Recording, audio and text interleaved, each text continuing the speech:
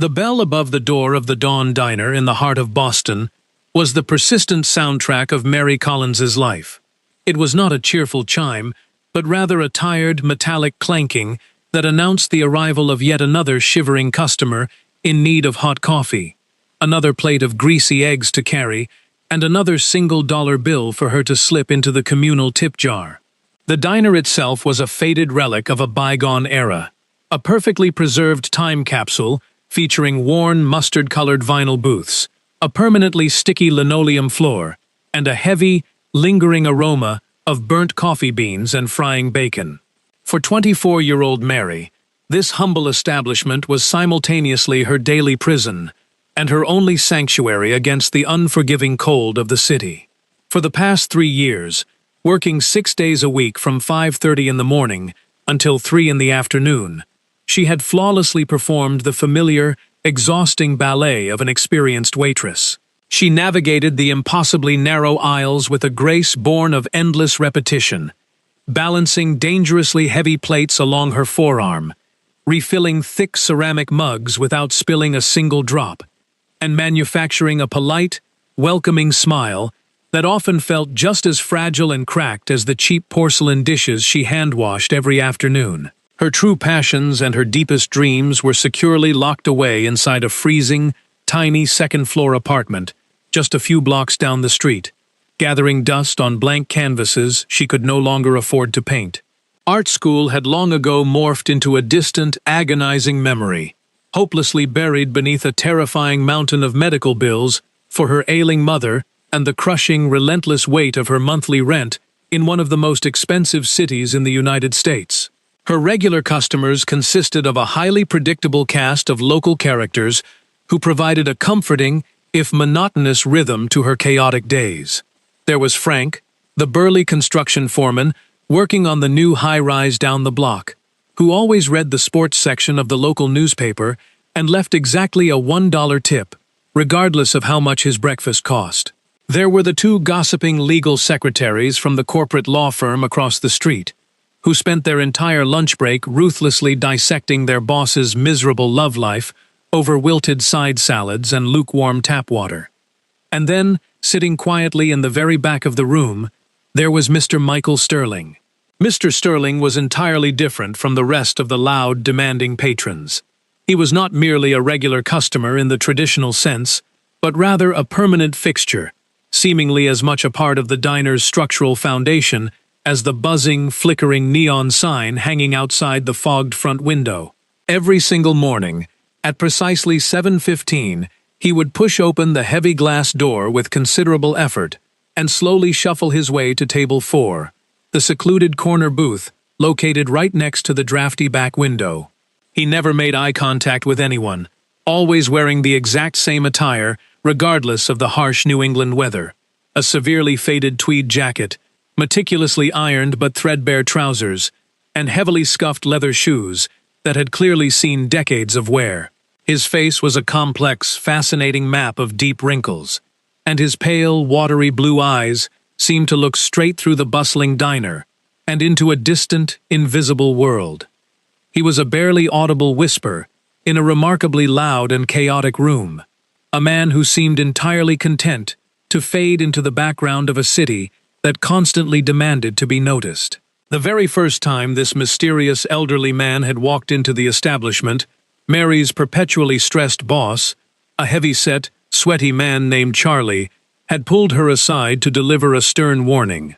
He told her not to bother trying to make small talk with the grumpy old man at table 4, insisting that the customer never spoke a word to anyone, and only ever wanted a simple black coffee, alongside whatever the daily breakfast special happened to be. Charlie explained that the man always paid with exact change, never left a tip, and would leave as silently as he arrived, making any extra effort a complete waste of precious time. Brenda, the veteran waitress who possessed the notoriously short patience of an angry hornet, openly scoffed at his presence, loudly complaining that he was wasting a perfectly good 4-person booth and suggesting they should force him to sit at the counter. But when Mary looked at him, she saw something entirely different beneath his stoic, silent exterior. She saw a profound, aching loneliness, and a quiet, steadfast dignity that deeply touched the sensitive, beating heart of the artist still alive inside of her. Choosing to completely ignore Charlie's cynical advice, Mary approached the silent man on his very first day with a warm, genuine smile and placed the laminated menu gently on the table in front of him. She cheerfully introduced herself, wishing him a good morning, and politely asking if she could start his day off right by bringing him a fresh cup of hot coffee to ward off the biting chill of the Boston morning. He offered no verbal response, merely uttering a low, non-committal grunt without ever bothering to lift his gaze from the scratched surface of the table. But she kindly served him the steaming beverage anyway.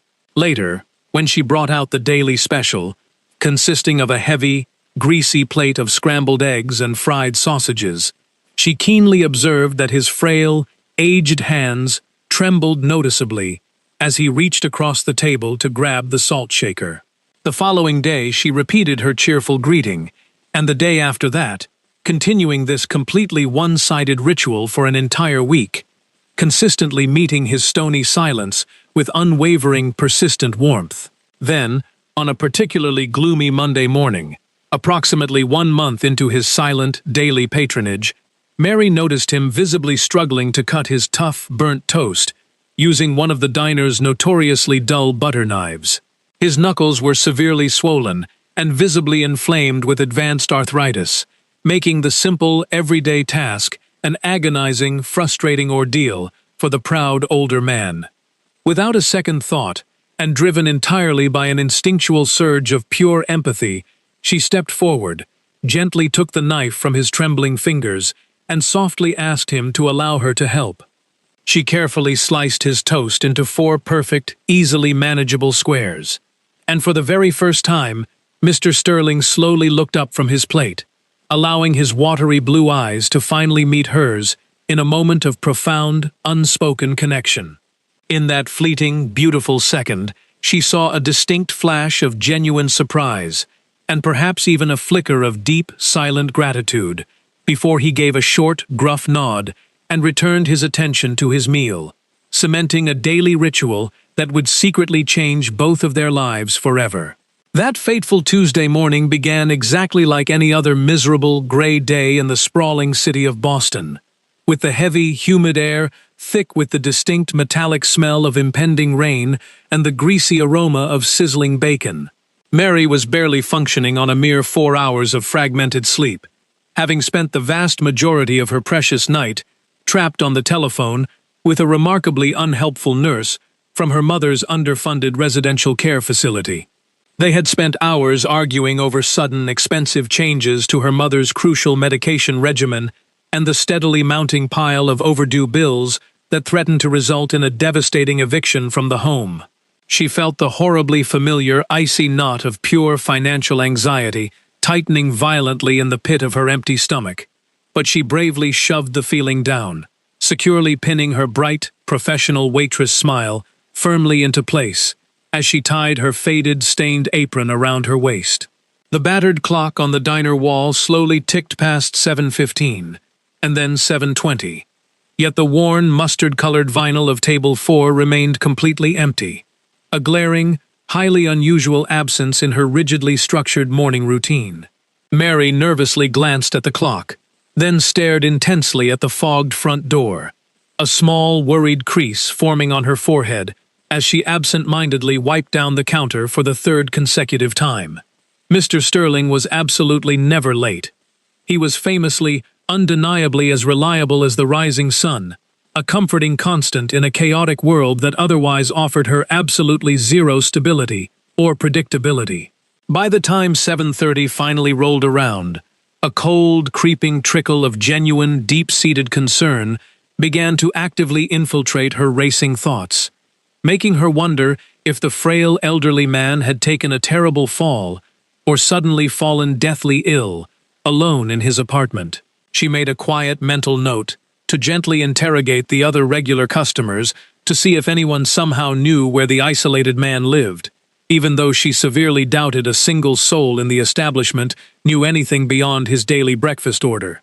At precisely 5 minutes past 8 o'clock, the rusty bell above the diner's front door finally let out a sharp, metallic clink. But the person who stepped out of the pouring rain was most certainly not the frail Mr. Sterling. The entire diner fell into an immediate, absolute silence. Even the relentless, aggressive sizzling of Charlie's greasy, flat-top grill seemed to miraculously quiet down in the presence of the incredibly intimidating new arrivals. 4 massive men, all built like industrial refrigerators and dressed impeccably in flawless, tailored black suits, with coiled earpieces trailing down their thick necks, stepped inside the cramped restaurant, moving with a fluid, highly disciplined precision that felt completely alien in this sticky, imperfect environment. 2 of the imposing giants immediately flanked the front door, their cold, calculating eyes sweeping over the terrified customers with an unsettling, predatory stillness, while the other 2 stepped aside to respectfully clear a path for a 5th, vastly different man to enter. This 5th man was older, perhaps somewhere in his late 60s, sporting perfectly slicked-back silver hair that receded from a high, aristocratic forehead, and a sharp, angular face dominated by incredibly intelligent, piercing gray eyes. He was wearing a stunning, charcoal gray bespoke suit that undoubtedly cost significantly more money than Mary could ever hope to earn in an entire year of agonizing, back-breaking labor at the diner. And in his manicured hand, he carried a pristine, slim leather briefcase. He slowly looked around the dingy, smoke-filled diner, his refined expression projecting a highly calculated mixture of mild, aristocratic disgust and intense, unwavering focus as he searched for his intended target among the frozen patrons.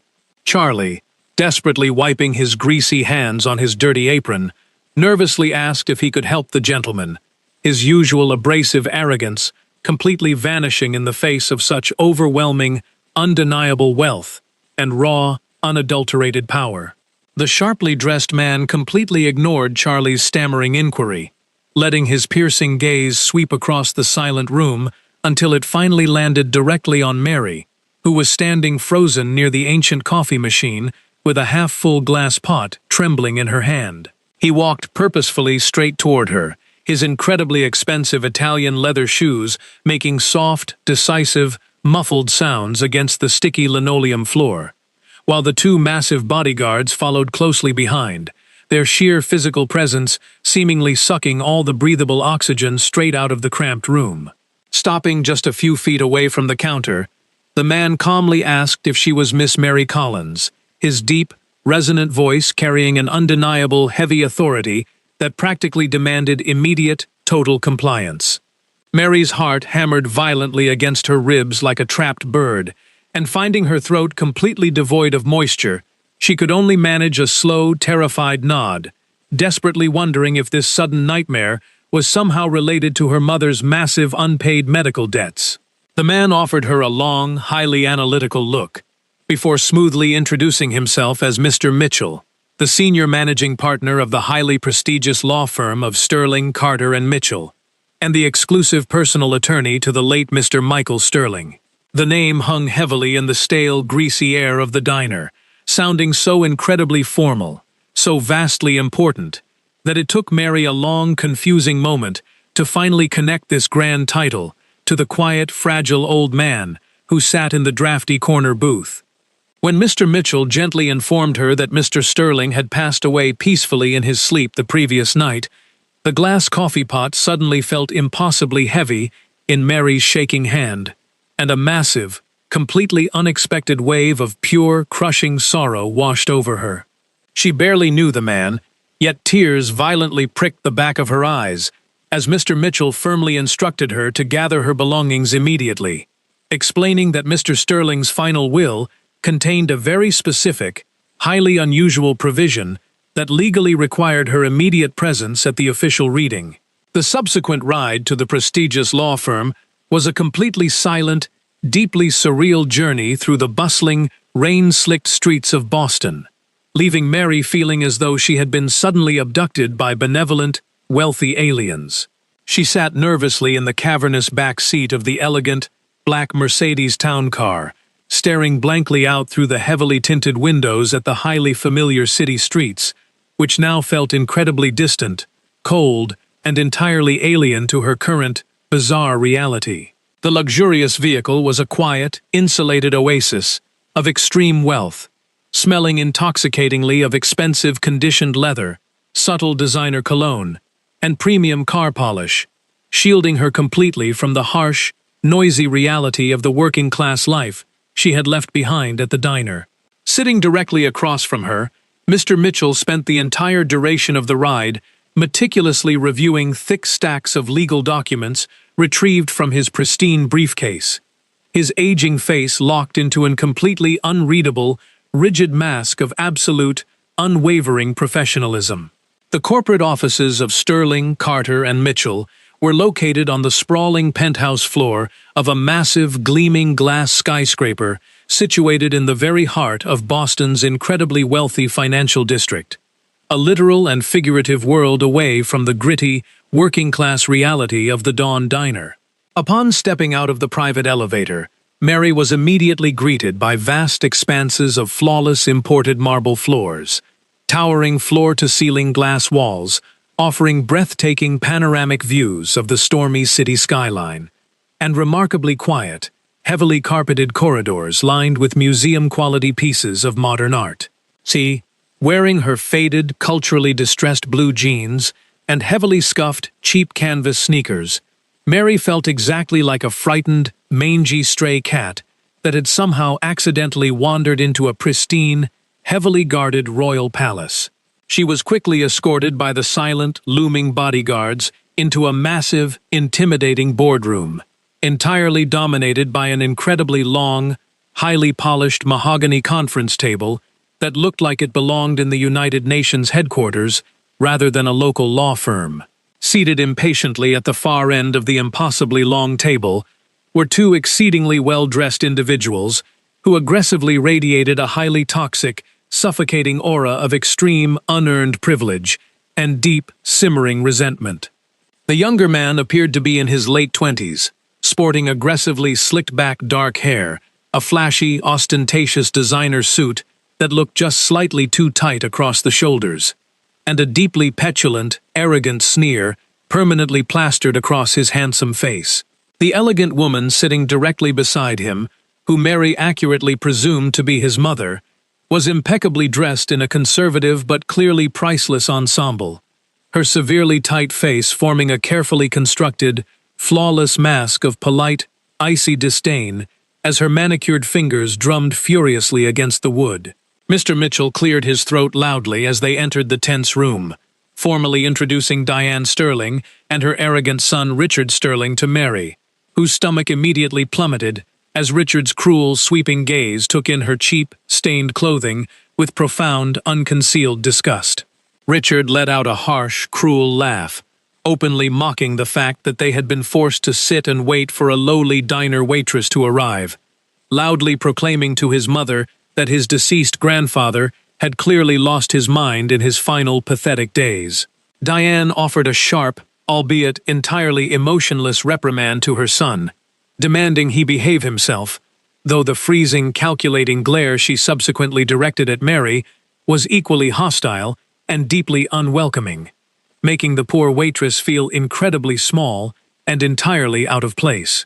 Mr. Mitchell completely ignored the family's toxic, arrogant posturing, politely directing Mary to sit in a plush leather chair situated as far away from the hostile Sterlings as physically possible, creating a vast, intentional physical chasm between their two vastly different, fiercely colliding worlds. Taking his place at the head of the massive table, Mr. Mitchell opened a remarkably thick, leather-bound document, carefully adjusted his reading glasses, and officially announced that the formal reading of the primary codicil would now commence, plunging the room into absolute silence. The attorney began reading in a dry, monotonous, highly practiced tone, unleashing a massive, confusing flood of dense legal jargon, complex corporate trusts, and massive charitable donations that flew entirely over Mary's thoroughly overwhelmed and wildly spinning head. She sat frozen, listening in pure shock, as astronomical, practically unimaginable sums of money were casually tossed around, quickly realizing that the fragile old man she had quietly served eggs and burnt toast to was actually in possession of an incredibly vast, almost limitless fortune. Eventually, Mr. Mitchell paused, looking directly at the deeply impatient mother and son duo, and formally announced that according to a pre-existing, legally binding family trust agreement, Diane and Richard were to each receive exactly $10 million, a massive sum that somehow caused Richard to immediately explode with pure rage. The young man furiously slammed his fists against the polished mahogany, violently shouting that $10 million was an absolute insult, completely unacceptable given that the global holding company was worth billions, prompting Mr. Mitchell to coldly remind him that his grandfather had deliberately liquidated the vast majority of his personal assets. Continuing without missing a single beat, Mr. Mitchell read off a handsome bequest of exactly $1 million to the deceased's personal physician, Dr. Albert Foster, before finally pausing, taking a deep breath, and turning his piercing gray eyes directly toward the terrified, confused waitress sitting at the end of the table. He announced that they had finally reached the ultimate, completely irrevocable disposition of the estate, reading Mr. Sterling's exact words, which specifically praised Miss Mary Collins, the kind young woman from the Dawn Diner who had consistently shown dignity and compassion to a lonely, broken old man. The will specifically detailed how she had, without fail, cut his toast into 4 equal squares every single morning because she had noticed his hands trembling, a profoundly mundane yet incredibly touching observation that brought hot, heavy tears streaming down Mary's stunned face. Mr. Mitchell then formally declared that Mary was to immediately inherit the sum of $250,000 to permanently relieve her personal burdens, as well as the absolute, total ownership of the Dawn Diner property and an attached commercial investment portfolio, currently valued at exactly $5 million. Leaving the suffocating, incredibly tense atmosphere of the law office felt exactly like stepping out of a highly pressurized, completely isolated hyperbaric chamber directly into the violently spinning eye of a Category 5 hurricane. The massive, stone-faced bodyguards were forced to physically surround Mary and heavily escort her back to the waiting Mercedes, physically shielding her from the violently furious, practically rabid verbal assaults of Richard Sterling, who had aggressively chased them all the way out into the marbled hallway. He was practically foaming at the mouth, his handsome face contorted into an ugly, terrifying mask of pure, unadulterated rage, screaming at the top of his lungs that she was a filthy gold digger and promising to hire a massive army of vicious lawyers to contest every single inch of the ridiculous will. Mary remained completely silent, trapped in a state of profound, overwhelming shock, her exhausted, racing mind endlessly, numbly repeating the completely unbelievable, life-altering words the attorney had just spoken, desperately trying to comprehend the sheer magnitude of owning $5 million and a commercial business. Before parting ways, Mr. Mitchell gently handed her his personal platinum business card and a remarkably thick, heavy folder, practically bursting with highly sensitive legal documents, softly instructing her not to speak to a single soul, especially the hostile Sterling family, and promising that a dedicated financial advisor would contact her early the next morning. The luxurious black town car eventually dropped her off directly in front of her dilapidated, crumbling apartment building, creating a deeply jarring, practically comical visual contrast between the multi-million-dollar vehicle and the trash-strewn, severely cracked pavement of her impoverished neighborhood. The very first thing she did upon locking the flimsy door to her tiny apartment was to pick up her outdated, cracked cell phone, call the financial administrator at her mother's care facility, and confidently, tearfully pay off the entire outstanding medical balance using the immediate, emergency funds Mr. Mitchell had wired her. She then aggressively prepaid for the next 2 entire years of care, demanding a private room and the absolute best medical attention available, and the resulting, overwhelming wave of pure, unadulterated relief brought her completely to her knees, sobbing violently on her dusty floor. The next morning, Mary simply could not bring herself to show up for her scheduled shift at the diner. absolutely terrified of facing her coworkers and having absolutely no idea how to explain the completely absurd, reality-shattering events of the previous, chaotic 24 hours. Instead, she spent the morning visiting a high-end local bank to officially establish her massive new accounts, watching with immense, quiet amusement as the deeply arrogant bank manager, who had previously treated her with sheer, dismissive contempt, suddenly practically bowed to her, treating her with profound, sycophantic respect. By the time the early afternoon rolled around, she knew she could not hide in her tiny apartment forever. She had to bravely face the music, so she took a deep, steadying breath and slowly walked the incredibly familiar, rain-washed blocks toward the glowing neon sign of the Dawn Diner.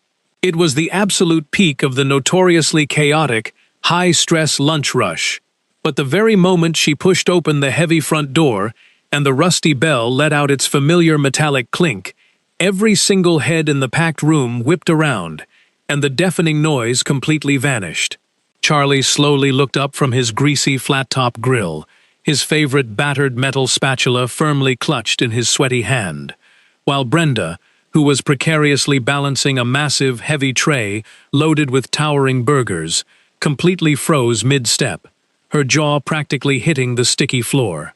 The rampant, highly exaggerated gossip from Frank the construction worker, who had eagerly witnessed her dramatic, incredibly suspicious departure with the men in black suits, must have aggressively spread through the tight-knit local community like a terrifying, uncontrollable wildfire. Walking confidently right up to the front counter, Mary calmly confirmed all of the wild, swirling rumors, explicitly stating that Mr. Michael Sterling had indeed left her a significant amount of money, and much more shockingly, he had also left her full, total ownership of the diner. A massive, collective gasp violently ripped through the stunned, frozen staff, and Charlie actually dropped his spatula directly onto the sizzling, smoking grill, stammering in absolute disbelief that he had proudly owned and operated the establishment for exactly 30 years. Mary reached into her bag, pulling out a crisp legal document, and gently explained to the terrified cook that according to the official corporate records, he had secretly sold the property over 6 months ago to a massive shell corporation known as Sterling Holdings.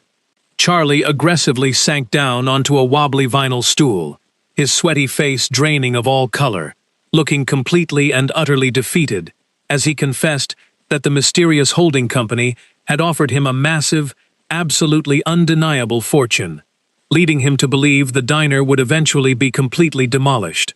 Brenda immediately let out a harsh, incredibly bitter laugh, aggressively throwing her heavy tray down onto the counter with a loud bang, and angrily challenged Mary, sneeringly asking if the new wealthy boss was going to immediately fire all of her former friends to hire fancy new staff. It was her very first genuine test of leadership, and feeling the heavy, suffocating weight of their intense resentment and raw fear, Mary took a deep breath, channeled Mr. Sterling's quiet, unshakable dignity, and firmly declared that absolutely nobody was getting fired. She looked directly into the deeply terrified eyes of her former co-workers and spoke with a surprisingly clear, authoritative voice, publicly praising Charlie as the absolute best grill cook in the entire city, and commending Brenda for her unmatched, incredible ability to handle 6 tables simultaneously during a massive rush. She honestly admitted that she knew absolutely nothing about running a commercial business and would desperately need their continued vital help, promising that the only major changes she would immediately make would be buying a brand new espresso machine, sharpening all the dull knives, and finally fixing the broken air conditioning. This highly practical, incredibly grounded promise instantly shattered the thick, toxic tension in the room, causing several of the kitchen staff to let out genuine, relieved laughs, instantly earning the young woman a small, highly crucial sliver of true respect from the hardened, cynical crew. For the next several weeks, Mary spent her exhausting days humbly learning the diner's operations alongside her friends, and her long nights locked inside Mr. Sterling's luxurious penthouse office, aggressively studying complex business strategies with Mr. Mitchell, to prepare for the looming, inevitable war with the vengeful Sterling family. The massive, sprawling corporate empire of Sterling Global Holdings was completely vulnerable, and Richard Sterling was aggressively, ruthlessly moving all of his highly corrupt, incredibly wealthy allies into key positions to completely seize total, unquestioned control of the massive company. Sitting in the dimly lit, incredibly quiet penthouse office late one Thursday night, Mr. Mitchell carefully laid out the terrifying, highly complex reality of the situation to Mary, pointing to a massive, intricate corkboard covered in confusing corporate structures, stock percentages, and hostile takeover strategies. He explained that Richard fundamentally lacked the personal financial capital to buy the company outright, so the arrogant young man was intentionally trying to cause massive internal chaos, deliberately aiming to terrify the institutional investors and aggressively drive down the current stock price. His ultimate, incredibly destructive goal was to force an emergency vote of no confidence against the current, highly competent Chief Executive Officer, George Roberts, and subsequently install himself as the undisputed chairman of the board, even if it meant entirely burning his grandfather's legacy to the ground. Mary stared intensely at the highly confusing board, feeling incredibly small and entirely out of her depth, before quietly asking the veteran lawyer exactly how a former diner waitress was supposed to stop a billionaire heir from successfully executing a hostile corporate takeover. Mr. Mitchell offered a small, incredibly rare smile, slowly reaching into his leather briefcase to produce a single, beautifully ornate, gold-embossed stock certificate, gently sliding it across the polished mahogany desk until it rested directly in front of her widened, unbelieving eyes. He explained that Mr. Sterling had deliberately, secretly transferred exactly one single voting share of the parent company directly into her name, legally granting her the absolute, undeniable right to physically enter the boardroom and speak directly to the assembled shareholders at the upcoming annual meeting. They absolutely could not beat Richard in a simple financial bidding war. But working tirelessly through the night, the unlikely duo aggressively formulated a brilliant, incredibly audacious plan that relied entirely on Mary's unique ability to appeal directly to the humanity of the greedy board members. When the highly anticipated morning of the annual shareholder meeting finally arrived, Mary stood perfectly still in front of the massive floor-to-ceiling mirror in the luxurious penthouse bedroom, staring at a completely transformed, deeply confident version of her former self. Thanks to the absolute insistence of Mr. Mitchell, she was not wearing her usual cheap, highly distressed thrift store clothing. Instead, she was impeccably dressed in a stunning, perfectly tailored navy blue designer suit that practically screamed quiet, understated authority and immense, old money wealth. Her hair was pulled back into a severe, elegant chignon, and while her exterior projected absolute, unbreakable calm, internally, her racing heart was frantically beating against her ribs like a terrified, trapped bird, desperately trying to escape its incredibly expensive, restrictive cage. Flanked by two massive, highly intimidating private security guards, she bravely walked through the gleaming, towering glass lobby of the Sterling Global Tower, her expensive leather heels clicking loudly, rhythmically against the pristine marble floor, completely ready to face the absolute biggest, most terrifying challenge of her life. She spotted Richard Sterling standing near the private executive elevators, loudly laughing with a large group of highly arrogant, incredibly wealthy board members, aggressively exuding a deeply toxic, suffocating aura of unearned confidence and pure, unadulterated entitlement. The very moment he spotted her walking toward the elevators, his handsome face violently contorted, rapidly shifting from genuine, profound shock to a mask of highly exaggerated, incredibly cruel amusement, loudly mocking her presence for the entire crowded lobby to hear. He mockingly asked if the lowly waitress had gotten lost and come to serve the executives their morning coffee, prompting a chorus of cruel, sycophantic laughter from his loyal cronies. But Mary absolutely refused to take the incredibly obvious, highly insulting bait. She stopped directly in front of him, meeting his cruel, mocking gaze with an expression of absolute unbreakable stone, calmly informing him in a clear, ringing voice that she was a legally recognized shareholder with the absolute right to be there, leaving him utterly speechless as she stepped onto the elevator.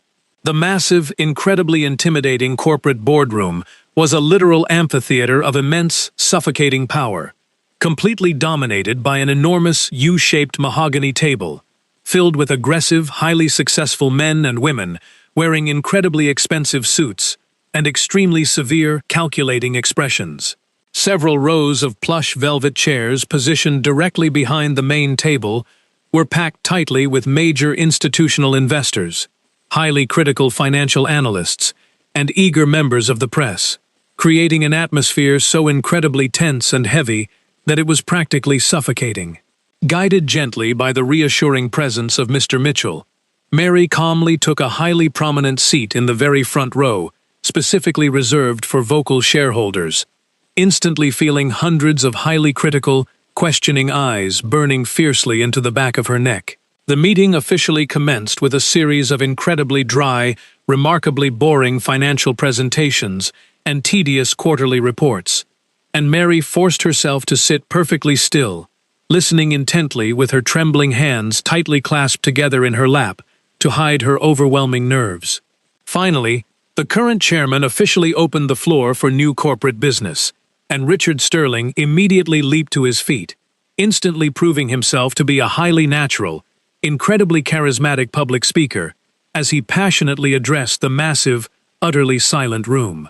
He spoke aggressively and eloquently about his family's grand historical legacy, passionately outlining a bold, highly aggressive new vision for the future, and deliberately painting the current, highly stable leadership as dangerously stagnant, completely unimaginative, and entirely unfit for the modern era. His powerful, booming voice practically echoed off the glass walls as he loudly demanded a formal vote of no confidence in the current CEO, officially nominating himself to immediately take over the position to lead the massive corporation back to its former glory.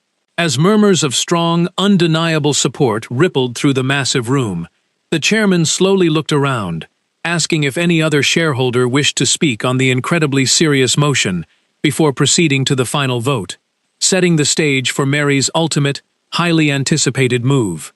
With a small, silent, highly encouraging nod from Mr. Mitchell, Mary slowly, deliberately stood up from her chair, causing a massive, immediate wave of highly confused, frantic whispers to violently ripple through the densely packed audience of wealthy executives. Richard aggressively sneered, gripping his expensive microphone, and loudly, condescendingly informed the chairman that the floor was strictly reserved for actual corporate shareholders, not for the lost, wandering members of the building's catering staff, desperately trying to publicly humiliate her. Mary confidently pressed the button on her own microphone, her voice trembling just slightly for a fraction of a second, before she rapidly found her inner strength, clearly stating her full name and proudly confirming her completely legal status as a recognized shareholder. She deliberately turned away from the furious Richard, boldly looking directly into the incredibly surprised, highly attentive faces of the powerful board members and wealthy investors, confidently declaring that she was there to speak about the true, highly personal legacy of the late Mr. Michael Sterling. She did not speak about massive billion-dollar corporate acquisitions or highly aggressive hostile takeovers. Instead, she spoke incredibly softly and honestly about the humble Dawn Diner, capturing the entire room's attention with a deeply moving, highly unexpected story of simple human dignity. She beautifully described the completely silent, incredibly frail old man who sat alone at table 4, explaining to the powerful executives how she had noticed his aged, arthritic hands shaking so violently that he could not even properly slice his own breakfast toast. The massive, initially dismissive room fell entirely silent, captivated by the raw, unadulterated humanity of the story, as Mary passionately explained that in his final, fading years, the legendary corporate titan was not actively seeking extreme wealth, but rather basic, simple human kindness.